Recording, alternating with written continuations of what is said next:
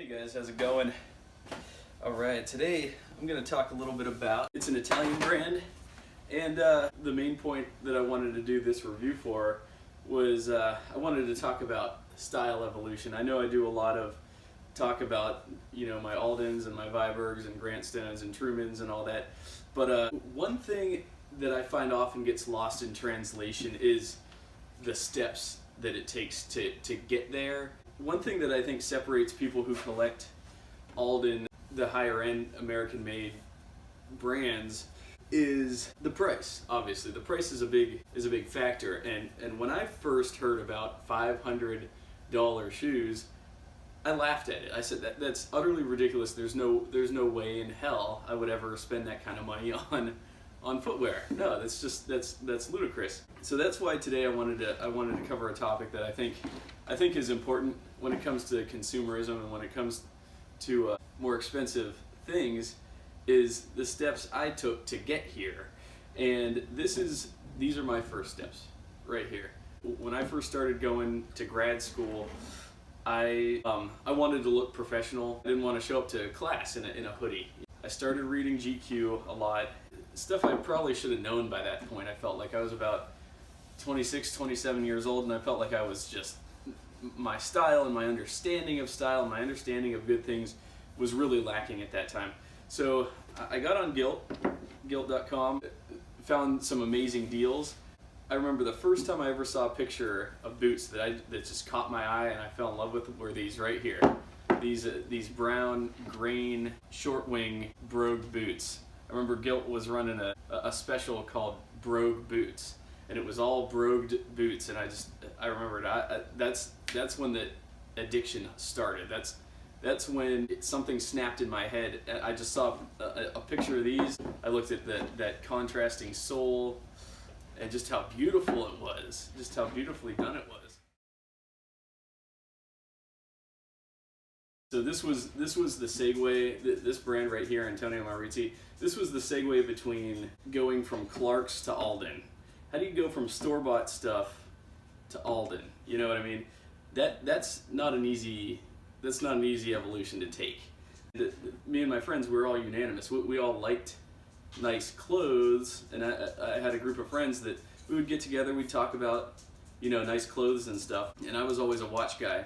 So I was always talking about my watches, and I justified spending, you know, some good money on watches before, but never on shoes. I always thought, oh, why would you spend money on shoes? You're just going to get them dirty, beat them up. And it was a perspective change for me. Once I started looking at Gilt, they showed those, and they just caught my eye, and they haunted my dreams. I could not get them out of my head. So I got them, and they worked out. And I loved them, and later on I said, oh, well, I need a pair in black, right? Because everyone needs a pair of black wingtips. So I got those, really happy with those. I loved that striking contrast on the sole. You know, these aren't just black leather against black sole. To me, that's boring. Not something I prefer. Aesthetically, I'm very drawn to all of these. When I saw these, the contrast of the leather against the sole, there's just something about it that pulled me in and really, really intrigued me. So I am of English heritage, so I think that the English-made shoes really are the most comfortable for me because I have a wider foot. Italian-made shoes, they tend to be a lot sleeker. They have a lot more of a sleek silhouette. They tend to be a lot, you know, just a lot more refined, elegant. The elegance that Italian, Spanish, Portuguese, that whole kind of elegant style that they've captured very well. I'm more of I like things that fit more generously and just are a little bit more robust, I guess. I've never been the type that was really drawn to really fine, sleek timepieces either, real fine, thin bands. I don't know, it's just never me. I know a lot of people that, when it comes to the watch, they like to wear a watch they feel like isn't on their wrist, and it's like, for me, no, I want to know it's there. I want to always remember it's there. You know, that's just the relationship I have with my things. I don't mind a heavy boot either. That's why I love some of my Aldens, my Vibergs. They're heavy. You know they're there. You know, you feel them. They have a presence.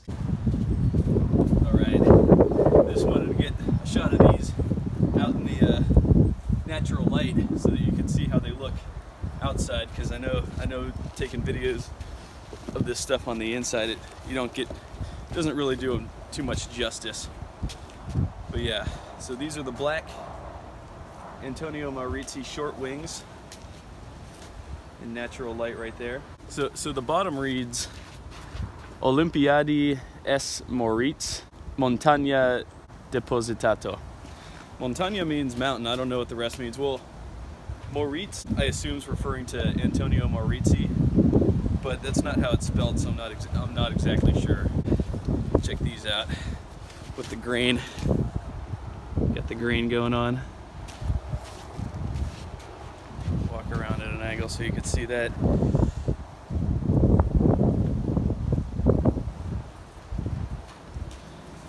And the other one. Yeah, it's a real beautiful boot. I love it. And yeah, these also have the same really cool commando sole going on, which, yeah, that's what I wanted when I was going to school and wearing suits all the time, walking around in the winter time like this in really frigid weather. I wanted a dressy boot with a lug commando sole that I could basically walk through the snow in, cut through the ice in, and still get the job done, still get to class, still get to where I'm going, and you know, look good while I'm doing it. I also wanted to mention this, the inside, that's rabbit fur lining on the inside there. I wore these in actually to buy my first pair of Aldens. The lady there, Kathy, she wanted to look at what I had on already. So I showed her, I told her, yeah, these are Italian boots. She was looking at them and she's like, oh yeah, that looks like fur lining there on the inside. I said, now that's cool. It's cool that she recognized that. She could tell by feeling it. And it's also cool that she thought that was noteworthy. Yeah, you can see in there, size 42. All right, let's pack this up, I'm freezing. I've mentioned this before, the differences in lasts between UK-made shoes, England-made shoes, and Italian/Spanish/Portuguese-made shoes is, so in the UK, your average guy has a wide foot, and in Italy, Spain, Portugal, the average guy's foot is a lot slimmer, and that's why you get a lot of sleek-looking Italian shoes. So here's a really good example of that. These are also Antonio Maurizi's. These are a single Monkstrap shoe that I ordered from Gilt. They're really nice. These are really nice. I'll show you the detail on these. But anyways, you could see the shape. Notice how the last this is built on. Notice how the toe's real long here. Toe's extra long. It's like, for me, I prefer almost to cut an inch off that and just make it rounder up here. But see how it comes to a point? Just comes to a point there. That's very specific to an Italian type shoe. And notice also how sleek it is, how very elegant. And it's not clunky or chunky. Now I like clunky and chunky, so that's why these don't get a lot of wear. I only wear these in the summertime with like a linen suit if I'm feeling it. But not to mention that the leather's real light, the sole's really light. This is, yeah, Vero Cuoio, that means real calf, I think, real calf skin. Made in Italy, 42 there. This is on there on a leather sole, not on the commando sole. But anyways, yeah, I just wanted to show you that. I'll give you a sort of a... And one thing that really drew me in with these was the burnished toe there. See how it starts out real dark and it gets lighter as you get past there, get past the burnished toe. That's I think that's actually done. They achieved that by putting black polish at the tip there, and just gradually smoothing it in there. And yeah, so that's how they achieve that burnished look. I wouldn't try it myself just because I don't know what I'm doing. I don't want to mess up my boot my shoes permanently. So anyways, these are very light in comparison to the American and UK based things that I have. I know a lot of guys like that real refined elegant stuff. When it comes to me and my style, I don't do elegant very often. And I don't think that these necessarily fall into that category. They just sort of lean in that direction. But for an Italian shoe, these are definitely a more robust last that these are built on. Now these obviously, these are very elegant looking, and these are kind of a shining example of what an Italian shoe looks like. So these, if you told me these were made in the UK, I'd believe you. So that's kind of why I fell in line with more English-made shoes, American-made shoes. These have a burnished toe as well. Right there, it starts out dark and it gradually gets lighter. Antonio Maurizi does a really good job at the burnished toe look. I really love it. I don't have many shoes that look like that, and so that's when I saw that that's what they do there. I was like, oh, this is great. So yeah, this is off the Gilt website. They talk about Antonio Maurizi. He began his shoemaking career as an 11-year-old apprentice, growing up amidst the economic devastation wrought by World War II. Eventually, he founded his own eponymous company. Oh, eponymous. I guess that means named after him. And used the tradition he learned as a boy to create timeless, elegant men's footwear. Revolution in the world of elegant men is a long walk towards the future, Maurizi once wrote. Luckily for you, the designer's high-quality shoes will help you complete that journey in ultimate comfort and style. I'm looking at some boots right now that are on Gilt right now, as of today. Alpine leather boot, that looks pretty nice. Yeah, they don't have all the sizes though, but yeah, so the original price is $635. They're marked down to $379 on Gilt. Now, I can verify that on Antonio Maurizi's official website, that's how much the shoes sell for, is $600. So getting them from Gilt is a deal. I haven't used Gilt in a while, and I don't really understand how they get their stuff discounted, but I can definitely say that if you get this brand off Gilt, you're getting a good deal. I'll read off his website. It says, since 1973, Antonio Maurizi has studied the art of shoemaking. Over the course of his career, he's invested decades of time reflecting on design and fueling his passion for innovation. Simple traditions that refined into elegance. A collection that embodies art, quality, represented in craftsmanship. The products are made in Marche, Italy, with 100% Italian components. Okay, so that makes sense about the sole then, because I was always confused by how the sole read Olimpiadi Saint Moritz Montagna Depositato. I was always confused by that. I tried Googling that exact verbiage and I didn't find anything, but it makes sense that they also make these Lug Commando soles exclusive to Antonio Maurizi. So you'll only get those soles, from what I know, from what I could tell, from Antonio Maurizi. So that's pretty sweet. Materials are sourced directly in Italy, where they are assessed for quality of excellence and environmental impact. Huh, that's cool. It seems to me that the Italians are conscious of environmental impact, because my horse rump boots are from the Merriam Tannery in Italy. I went to their website too and read a little bit, and they're very environmentally conscious too. Those are my Truman boots. He's got boots similar to this. They go for $645. Now I got these for closer in the $350 range, if I remember. But I've had these a while. They don't get a lot of wear because I only wear these specifically, these Brogue boots. I wear these only in the winter. These are way too hot to wear in the summer because of that fur lining on the inside. The only thing that prevents me from wearing these a lot is that they're black. I don't wear black a lot. If I'm gonna wear these, it's gonna be with a suit usually. Maybe a gray or a navy suit. Really any suit those will go with.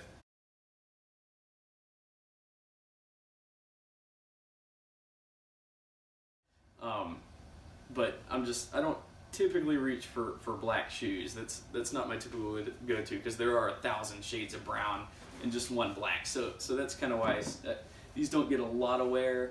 And also I think that the Italian last, it's comfortable, but it's just not quite made for my feet. Like I said before, I think anatomically I fall more in line with English-made shoes or American-made shoes with the wider foot. These are just a little narrow, and so I feel like if I were Italian or if I were of Spanish heritage, which I'm not, I feel like my foot would probably work with these a lot better.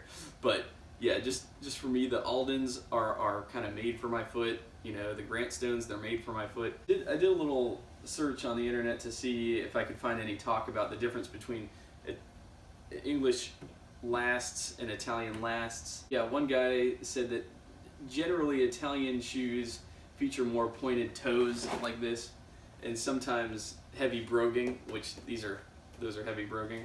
He says that the Italian shoes are typically very fashion forward, which I do agree. A lot of the stuff on the Antonio Maurizi site are very, they're very fashiony. They're not all timeless. Like, I consider these makeups pretty timeless, but not all of their stuff is timeless looking. Some of it is kind of Euro style, kind of Euro fashion, like faster fashion type stuff, which there's nothing wrong with that at all. It's just, that's not my style. I like to think that I'll be wearing this stuff, 10, 20, 30, 40, 50 years from now. How I could justify buying this stuff at, it's more expensive, but look at that. Do you think these would look bad on an 80-year-old man? No, you could see an 80-year-old man in these, just like you could see a 20-year-old man in these. So that's what I'm talking about. Comparing to like Aldens, these are a lot lighter than Aldens. They look heavy, but these are not heavy at all. These are super light, super lightweight. Now they're good quality. The leather is not as heavy as Chrome XL, not even close, or calfskin that you get from from Alden makeups. I believe this stuff is Goodyear welted. All it says is, yeah, pebbled leather, stacked heel, rubber outsole. Okay. Yeah, so stacked heel and rubber outsole. That's what it was. So yeah, I'm not sure that they're Goodyear welted. They look like it. These definitely look like it, but they don't say that. They don't say that anywhere. But they've got the stitching around here, and it doesn't appear to be just for looks or just for show, because I see stitching around the sole, and yeah, I see stitching around this sole too. Very well done, I might add. Perfect. Zero imperfections on the stitching around there. Wow. Yeah, so you can see the stitching. That is the perfect stitch. Damn. Yeah, there's that. Okay, there's a good look at that. Olimpiadi Saint Moritz, Montagna Depositato. When it comes to style evolution, this was my first segue into Aldens. It wasn't long after this. Like I said, I actually wore this exact pair when I went and bought my first pair of Aldens from Alden of DC. Kathy at Alden of DC was pretty impressed by these. So, might give you a little insight there. But yeah, this was my first step towards Alden. Once I got into Alden, I never looked back. I saw that it's worth it. It's scary taking that leap. It's a lot of money. But for me, it's been worth it. And it's really worked out because it's become a passion of mine. Not only do I have shoes that'll last me a lifetime, but it's a hobby. Part of it is a hobby. There's a certain rhetoric that people follow when they buy their first pair of expensive shoes. Oh, they'll last you forever, you can get them resold, blah, blah, blah. There's all these justifications they use to get you to buy that first pair, because they know once you buy the first pair, you're not going to stop buying them. Or they know that at least you'll buy a few more pairs because you'll just see the difference. And when you feel that difference for the first time, it changes your life. It changed my life anyways. So I hope you guys like the review. Grazie mille. That does it for this review. I hope you guys enjoyed it. I hope that if you shop Gilt and you get some of their stuff, maybe you could shed some insight with your experiences with some of their brands, and maybe if you've heard of Antonio Maurizi or have some pairs of those, which I don't know anybody that does other than me. But yeah, if you have any experience with them, I'd love to hear about your experience with the Antonio Maurizis. You could check out my Instagram. These are on there. My Instagram is AeroSurferLV, and you could watch how I wear these, how I pair these things up with stuff. And yeah, thanks again for watching.